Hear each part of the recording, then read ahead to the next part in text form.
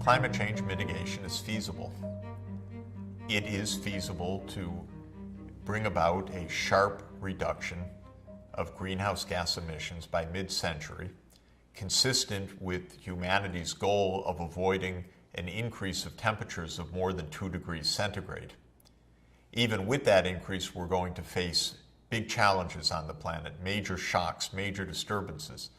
But if we go beyond that level, the risks to humanity, to our safety, to our food supply, to the resilience and security of our cities is all up for grabs. The dangers are profound with the path that we're on right now. We've noted that technologically, mitigation is within reach by moving to energy efficiency, to low carbon primary energy sources, and to electrification of sectors that now use fossil fuels but could shift to a clean electricity grid. We could indeed have an enormous reduction of CO2 emissions and keep the planet safe.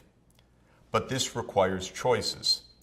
We have to make sure that markets give the right signals by taxing carbon emissions or by putting in place feed-in tariffs.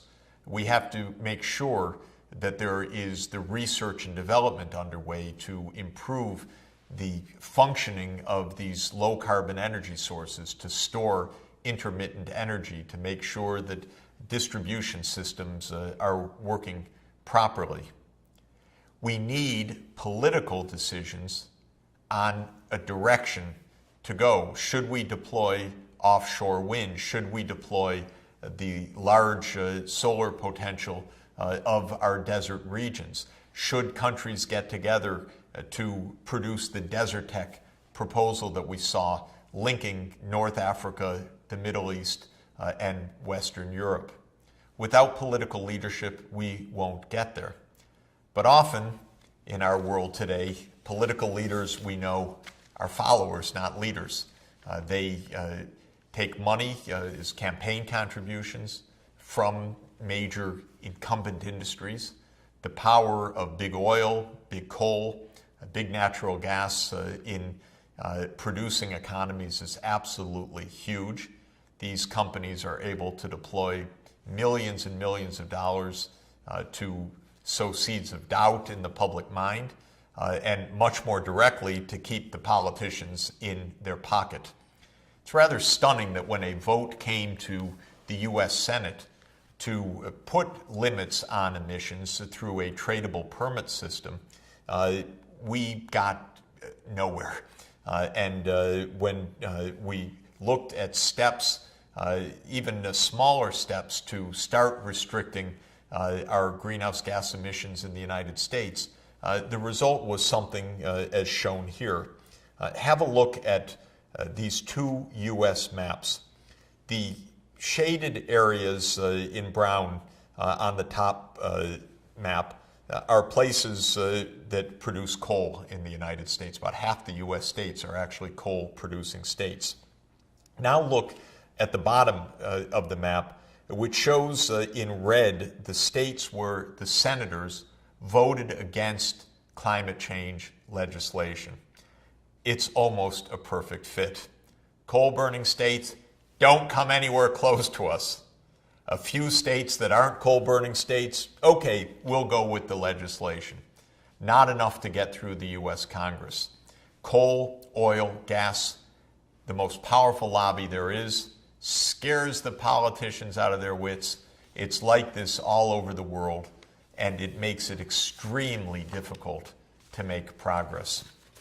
Now, this challenge of how to make progress, how to head off the dangers of human-induced greenhouse gases has been with us in a very conscious way for decades.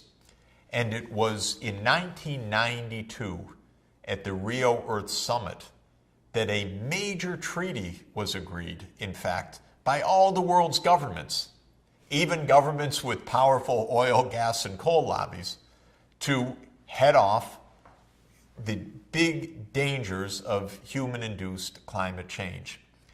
The treaty that was agreed is called the UN Framework Convention on Climate Change, the UNFCCC. The UN Framework Convention is actually a wonderful treaty when you read it, and I teach it every year, basically since it was signed. It's a well-reasoned, well-balanced document that points the way forward. And it's worth listening to the objectives of this treaty, signed already back in 1992, in Article 2 of the treaty itself. It says that the ultimate objective of this convention and any related legal instruments that the Conference of the Parties, that is, the signatories, may adopt is to achieve, in accordance with the relevant provisions of the convention, stabilization of greenhouse gas concentrations in the atmosphere at a level that would prevent dangerous anthropogenic interference with the climate system. Makes perfect sense. Let's stabilize the levels of CO2, methane, nitrous oxide, and the other greenhouse gases to avoid dangerous anthropogenic interference in the climate system. Well, we're already there, and it's getting worse. And this treaty remains on the books. Indeed, the treaty participants meet year after year, but for the first 20 years of the treaty, made very, very little headway. The first major attempt to put this treaty into implementation came with what's called the Kyoto Protocol, signed in 1997. This was an agreement to implement the treaty. And under the treaty, it said that the high-income countries should take the lead. They're the ones responsible historically for the big increase of CO2 concentrations. They're the ones that are the major emitters at the time. Let them take the lead, and then the rest of the world, the middle income and the low income countries, will come in afterwards. Well, the U.S. Senate, not only in the grips of coal, oil, and gas lobbies, but also in the grips of a perception that the U.S. should do absolutely nothing if China isn't at least doing as much or more, said we won't go along with the Kyoto Protocol because it puts a burden on the United States that it doesn't put on China and other middle-income countries, and that's unfair, said the U.S. Senate. It's a funny sense of unfair because the U.S. for decades had been changing the world's climate without any sense of fairness about the huge costs that the U.S. economy was imposing on the rest of the world. But the Senate came along and said, no deal. And indeed, though President Clinton's administration signed the Kyoto Protocol in 1997, the president never sent it to the Senate for ratification, as is required under the U.S. Constitution. The U.S. never signed on to the protocol. And since the U.S. at the time was by far the world's major emitting country, other countries said, hey, what's with this? Why should we take the extra costs to go with the non-coal ways to produce electricity, for example, if the world's largest emitter and the world's largest economy and richest economy for any big economy isn't doing so? And China, from its point of view, said, you know, we're a middle-income country. Under the UN Framework Convention, which the U.S. itself signed, we're not responsible for taking the lead. The United States and other high-income countries should take the lead. Then we're supposed to follow. So China said, we're not going to accept any binding obligations until the United States shows the leadership that it is supposed to show by honoring the terms of the Kyoto Protocol. And that never happened. Time flies, you know, and time flew from 1992 to 2012 when the world met again at Rio in what was called the Rio Plus 20 Summit. And the Rio Plus 20 Summit, among other things, took on the job of reviewing the three big treaties that had been agreed in the Rio Earth Summit: the Framework Convention on Climate Change, the Convention on Biological Diversity, which the United States never ratified, even to join in the first place, and the UN Framework Convention, the Convention to Combat Desertification. You know what? The report card on all three treaties was a fail. 20 years on, no real progress. We've seen that the greenhouse gas emissions kept rising, rising, rising, just when we need a trajectory in which they're going to fall sharply by mid-century. The clock moves forward. The discussions, thank goodness, they have to continue. And the nature of the discussions has changed a bit. One reason it's changed is that China has changed. From 1992 until now, China has become the world's second largest economy, and it's become actually the world's largest greenhouse gas emitter. Even though China is not as large an economy as the United States, it emits more carbon dioxide because China is overwhelmingly a coal-based economy, because that's China's own home energy resource, or its own fossil fuel resource. And coal has the highest carbon emissions per unit of energy, so it's in a way the dirtiest of all the energy mix, not only in the pollution that it causes, but also in the carbon emissions that it causes. So China finds itself now in a different situation. It's a much richer country. It's had another 20 years of very rapid economic growth. It is now the world's largest emitter, having overtaken the United States. And other countries are now saying to China, hey, what about you? Now you are the major country. China still notes that in per capita terms, China still emits much less CO2 than does the United States. The US emits about 18 tons of carbon dioxide per American, and in China it's about 8 tons of carbon dioxide. But since China is more than 4 times the population, the total amount of emissions has become much, much larger than in the United States. China has to rethink. It has more capacity to do something, and it has more reason to do something, including the pressures of the world, but also including its own reasons for action. For one thing, China itself is highly vulnerable to climate change. A significant part of China is already very dry and likely to get drier as a result of climate change. China is highly vulnerable to extreme storms and extreme events and massive flooding. China, in other words, is a country deeply vulnerable to climate change, and therefore with a real reason to participate in a global mitigation effort. But coal burning is no picnic, and China in early 2013 experienced what you're looking at here, this massive smog that came from industrial pollution with a very heavy component of coal use, also mixed in with the smog coming from the increase in congestion of automobiles as well, and from the flukes of weather which trapped all of this particulate pollution over Beijing. But it was quite a horrifying experience. The air was so dangerous that people dared not go out if they could in any way avoid it.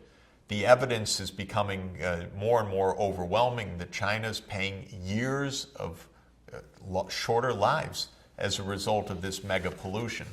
So with China having overtaken the US as the world's leading greenhouse gas emitter, as a country highly vulnerable to climate change, and as a country suffering now from its massive use of coal burning, China has also come to the view we need to do something much more urgently than we've been doing. We can't just say we won't move till the US. We need to start moving. China's already introduced major programs of scaling up solar power, wind power, and nuclear power as ways to move to a primary energy system more balanced and less coal dependent. It still has been increasing its coal use as well, though, so it's not a solution yet. But China is coming to the view that it needs to reach an agreement with the United States. The U.S. has long said it would be willing to move if China moves, or at least it's implied that. Now it's going to be put to the test. In Durban, South Africa, in November 2011, the world's signatories of the UN Framework Convention on Climate Change came together one more time and reached an agreement that they would reach a more definitive agreement on climate by 2015, in which all countries would take binding commitments to mitigate their greenhouse gas emissions. So unlike the Framework Convention, which put the onus on the rich countries as a start, the new agreement in principle is to put responsibility everywhere. This is, at least conceptually, a kind of breakthrough, because now we could see the potential for the G2, as they're sometimes called, the US and China, to agree among themselves, to bring in the European Union, and then to bring in the large economies in the G20, or the major emitting economies, almost the same as the G20 countries, and then the whole world into an agreement to be reached in 2015. It was hailed as a breakthrough. Let's keep it in perspective. In 1992, the decision was taken to avoid dangerous anthropogenic interference. An agreement was reached 19 years later that they would reach a new agreement 23 years later in 2015. And one more drum roll, that agreement reached in 2015 would then be ratified by countries and go into effect in 2020. I kid you not. This is not exactly a world standing on the precipice saying, now, now, now. This is a world that sometimes acts as if it has all the time in the world. Still, at least, somehow, roughly speaking, we're now pointed a bit more in a direction in which all countries have said we will be bound by agreements to reach lower limits and to honor Article 2 of the Framework Convention to stabilize greenhouse gas concentrations to avoid dangerous anthropogenic interference. If they read the words, they certainly wouldn't be waiting till 2020 to implement the new agreement.